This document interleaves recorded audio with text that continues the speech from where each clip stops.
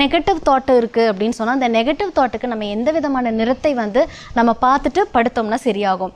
அதுக்கு வந்து violet colour சொல்கிறாங்க.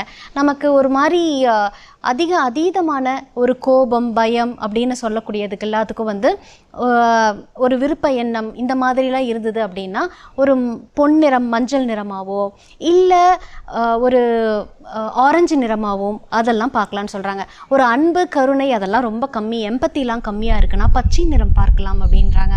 இந்த மாதிரி ஒவ்வொரு நிறங்களுக்கு தகுந்த மாதிரி ஒன்று சொல்கிறாங்க. தியானம்ங்கிறது நம்ம பண்ணலாம். அது எப்படி அசோசியேட் பண்ணி பண்ணணும்னு சொன்னால் ஆழ்ந்த மூச்சு சுவாசத்தோடு ஒவ்வொரு சக்கரங்களுக்கும் அந்த ஒவ்வொரு லேயர்ஸ்க்கும் ஆறாக்கு தகுந்தமான நம்மளுடைய உயிரெழுத்தை கொடுக்குறாங்க.